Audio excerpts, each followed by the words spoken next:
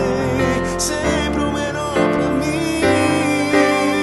Olá, eu sou o Áureo, eu falo aqui do Movimento Mariana Braga. Nós vamos dar continuidade a esse projeto de tratar um pouquinho dos personagens, homens e mulheres da Bíblia, homens e mulheres de fé, de muita fé.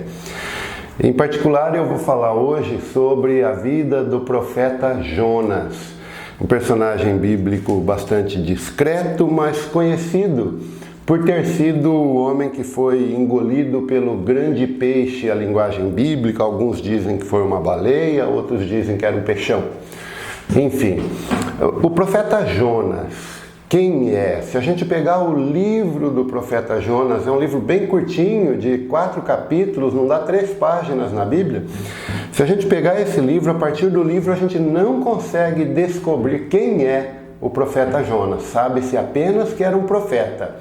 Mas há em particular um registro de um único versículo no segundo livro dos Reis, capítulo 14, versículo 25. O texto está falando do reinado de Jeroboão, já nós vamos comentar isso, tá?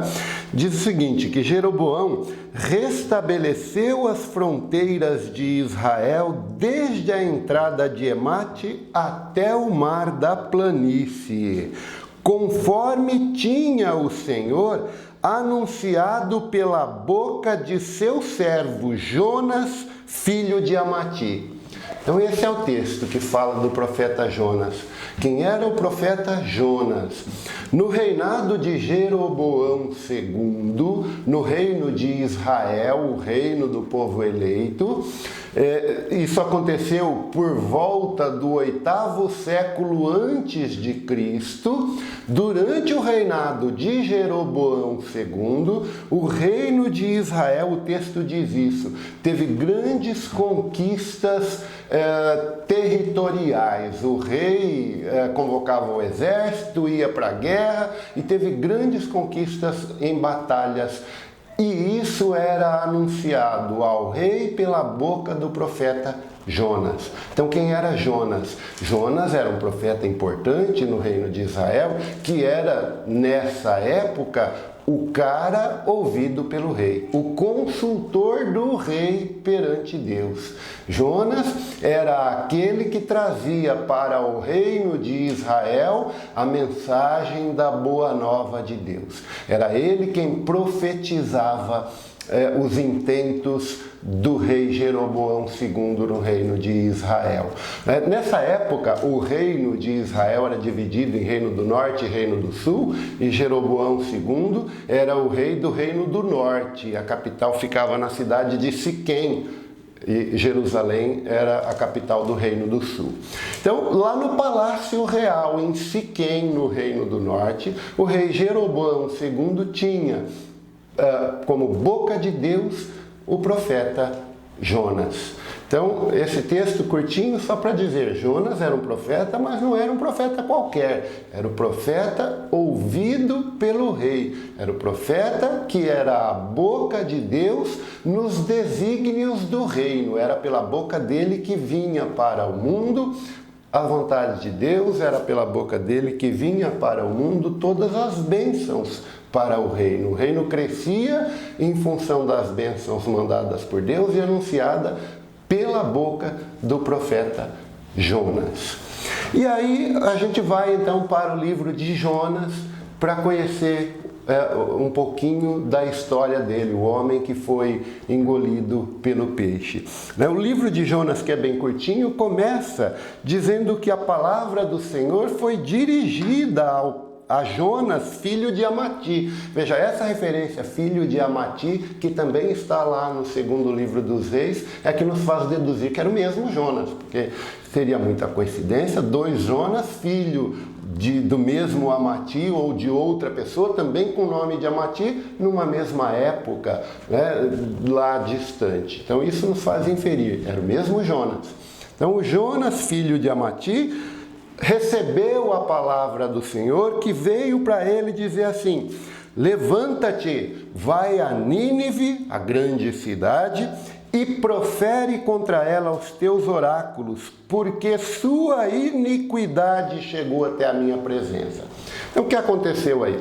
Deus identificou na cidade de Nínive a existência de uma cultura contrária à vontade de Deus. O povo estava se desviando do caminho que Deus queria, o povo estava indo para o pecado, e aí Deus chamou Jonas e falou assim: vem cá, você, eu preciso de você, você vai lá anunciar a minha palavra, vai lá falar para eles que eu existo, vai lá falar para eles que eu sou o Senhor, que eu sou Deus e que a minha vontade é assim, assim, assado. Então, a incumbência de Jonas era levar para a cidade de Nínive a mensagem de Deus, a proposta de conversão, a proposta de mudança de vida. Foi para isso que Deus chamou Jonas. Jonas era o cara que trazia para o povo as mensagens de bênçãos, ou seja, Deus mandava bênçãos, e quando a gente pede bênçãos a Deus, a gente se concentra nas coisas materiais. Jonas era o cara que anunciava bênçãos materiais de Deus para o povo. E aí Deus aparece para ele e diz: filho, eu agora preciso de você para levar bênçãos espirituais para o meu povo, porque o povo está se desviando, eu preciso que eles voltem. E aí o texto continua dizendo assim: Jonas pôs-se a caminho, mas na direção de Tarsis, para fugir do Senhor. Desceu a Jope, onde encontrou um navio que partia para Tarsis, pagou a passagem e embarcou no navio para ir com os demais passageiros para a cidade de Tarsis, longe da face do Senhor.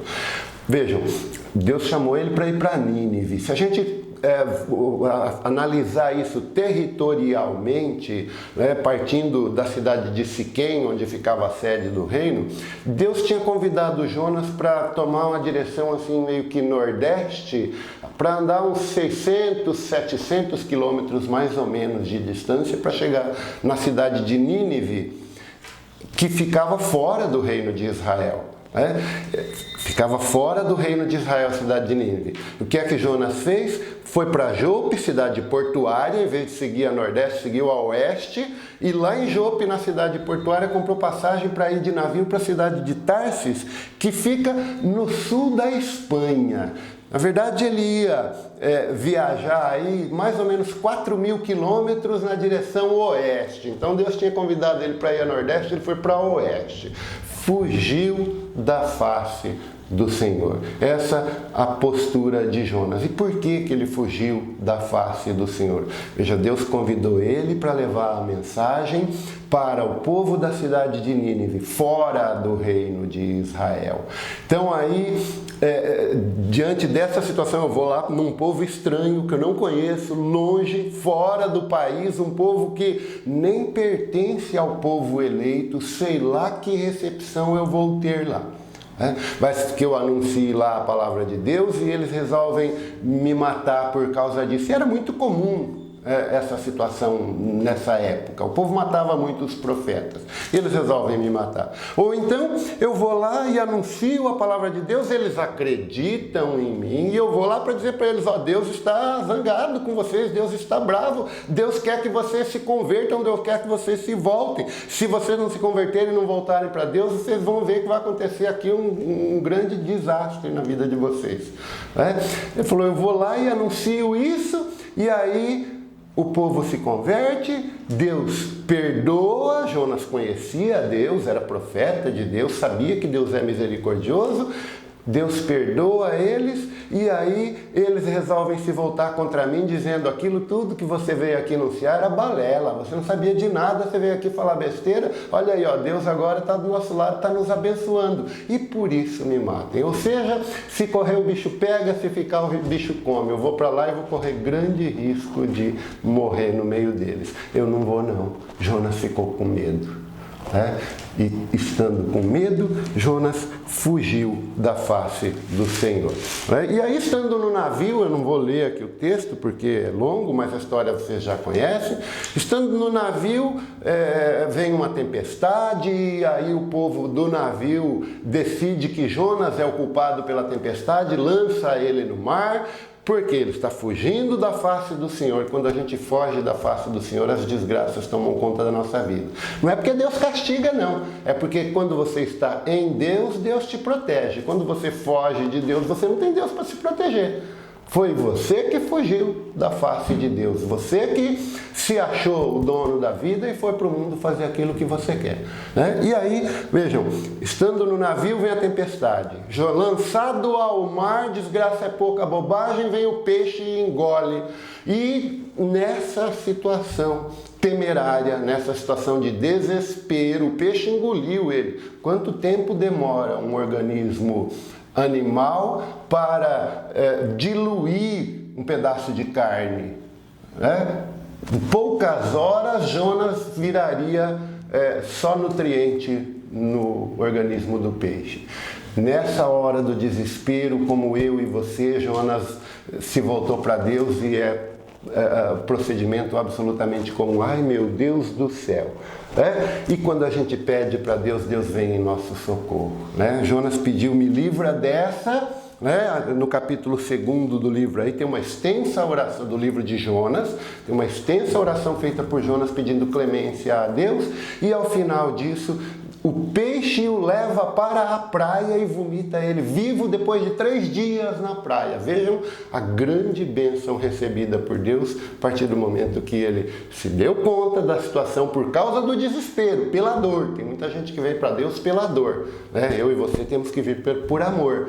Mas se tiver com dor, volte para Deus que Ele te atende. E aí o peixe vomitou Jonas na praia. Veja o tamanho da bênção. Ele queria só se livrar do peixe, foi lá na praia levá-lo. E aí, estando na praia, Deus repetiu para ele o convite, vai a Nínive. Ele foi, passou pela cidade de Nínive anunciando que o povo precisava se voltar para Deus. O livro descreve que o povo ouviu, deu atenção, se converteu. O rei de Nínive proclamou um jejum e oração e etc. E o povo respondeu ao decreto do rei, se pôs em oração durante 40 dias. E passados os 40 dias, tempo de preparação, Deus viu o povo purificado e o acolheu e o recebeu. E aí o livro continua dizendo que Jonas se revoltou com isso, porque Deus atendeu o povo, fugiu para o deserto, que lá no deserto ele estava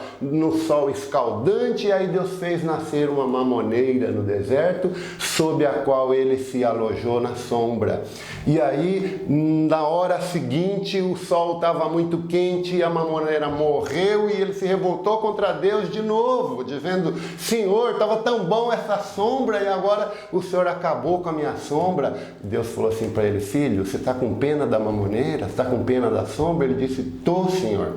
E aí Deus falou, então, como é que você não pode admitir que eu tenha pena de uma cidade inteira?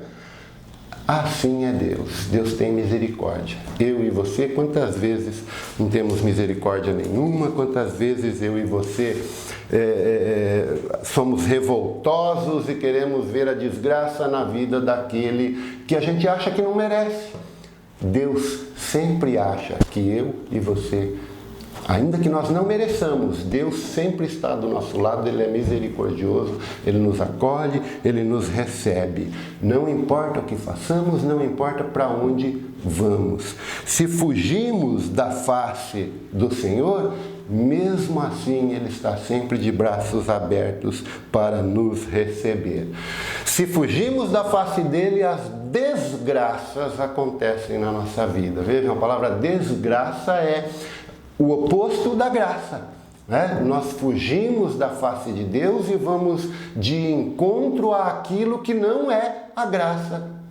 E é, portanto, a desgraça. E as desgraças, como aconteceram aqui com Jonas, acontecem comigo e com você toda vez que nós fugimos da face de Deus. Mas mesmo que nós tenhamos fugido, se nos arrependemos e voltamos para Ele, Deus nos acolhe, Deus nos perdoa, Deus nos enche de bênçãos generosas, como encheu de bênção generosa a vida de Jonas aqui depois que ele se arrependeu e abandonou a intenção de fugir da face de Deus. Se você se acha indigno de receber bênçãos de Deus, pense aqui no profeta Jonas, que fugiu da missão que Deus havia lhe incumbido. Pensa lá no filho pródigo, que pegou a parte da herança dele e foi para o mundo gastar com orgias. E quando ele se decidiu a voltar, Deus acolheu. Deus é assim, Deus nos chama, Deus nos acolhe. Muitas vezes eu e você fugimos de Deus e não nos damos conta de que estamos fugindo. Então é importante a gente prestar atenção na nossa vida, nas nossas atitudes. O que é que nos faz fugir de Deus? Muitas vezes eu e você achamos que nós não precisamos da igreja, que nós não precisamos da comunidade, que eu me entendo com Deus, que eu converso com Deus e que eu resolvo as coisas eu com Deus. Cuidado, isso é muito perigoso. A comunidade é quem nos arrebata do mundo e nos leva para Deus. Nós, quando nos arrebatamos da comunidade, corremos o risco de fazer o que fez Jonas aqui. Eu me entendo com Deus lá no meu quartinho. Entende nada. Todo mundo que fala isso, pode ser que no começo da fuga da comunidade permaneça aí um tempo em oração, mas o mundo nos arrebata para os afazeres mundanos e nós acabamos largando tudo para lá. Cometemos aí, quando fugimos da comunidade, o pior de todos os pecados, que é a idolatria. Cometemos a idolatria do eu, a egolatria. Nós nos achamos que somos deuses, que somos bons e que nós resolvemos todos os problemas. Nós vamos dar de cara com as desgraças, porque nossa decisão, nosso jeito, nosso modo de ver o mundo é um modo distorcido da realidade de Deus. E aí nós encaramos o mundo do jeito que o mundo nos encara e nós vamos enfrentar o mundo na porrada do jeito que o mundo nos trata com porrada também. Não é essa a intenção de Deus na minha vida e na sua vida. A proposta de Jesus para nós é: amai os vossos inimigos. Por isso que eu te digo, fugir da igreja, ficar fora da igreja é um grande caminho aberto para o inferno, para a fuga da salvação. Outra atitude muito comum na vida da gente, e eu vou encerrar por aqui porque o nosso texto vai ficar muito longo, é a gente virar o olho para o nosso irmão. A gente vê os irmãos necessitados no mundo, a gente vê as pessoas precisando e nós fugimos. Quando a gente passa e vê o irmão necessitado, algo lá no fundinho toca o coração, toca a mente, a gente sente, nossa, eu preciso ajudar. Mas o nosso apego às coisas materiais nos faz não ajudar o mais necessitado. A nossa pressa no mundo, a nossa correria atrás de ganhar a vida, atrás do dinheiro, atrás das coisas materiais, nos faz abandonar as coisas espirituais e nos afastamos de Deus. Então, meu irmão, minha irmã, não sejamos o Jonas que fugiu da face do Senhor, mas ao contrário, sejamos o Jonas que, tendo fugido, se arrepende, que se volta para Deus e que se interessa pelas coisas de Deus, que se interessa pela salvação da vida, da alma, porque isso continua lá no céu e eu quero te encontrar lá um dia, ok? Fique atento aí às nossas mensagens, outros virão, vão falar de outros personagens bíblicos. Deus te abençoe e entra no YouTube aí e compartilha o nosso canal para que outras pessoas vejam esta mensagem, amém? Fiquem com Deus.